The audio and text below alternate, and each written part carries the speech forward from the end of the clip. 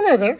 So we're in Jeremiah chapter 30, talking about being saved out of the time of Jacob's trouble, and that's really what the era during the end times of the book of Revelation, of God coming and bringing judgment upon the earth.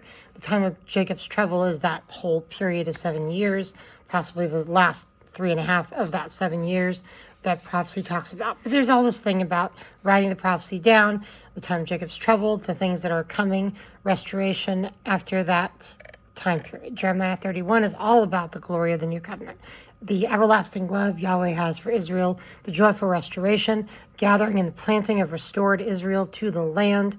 God's promises are true. The new covenant, the glorious promise of the new covenant, giving them a new covenant is Christ. That is Jesus. He has given us a new covenant, written in blood on the cross, raised from death through resurrection to give us new life and to enforce that new covenant of promise that he has given us. So it's amazing.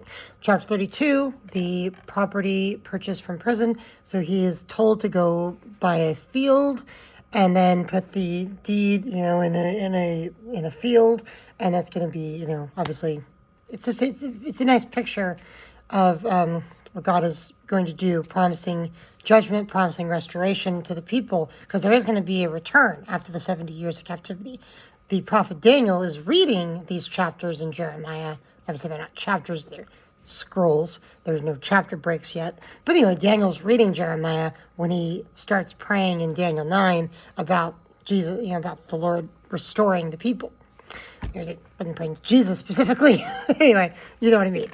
Anyway, chapter 33, promises from prison, destruction to restoration, permanent character of God's covenant. He will not break his covenant. He can't break his covenant. He will never deny or reject or cast away Israel forever. That is his promise to them. And it is also a promise that we can hold on to as Christians, that he's going to be good about that. Chapter 34, emancipation. Promises that Zedekiah would die a natural death. There's a whole thing about Zedekiah's death. It's interesting there. Chapter 35, the lesson of the Rechabites.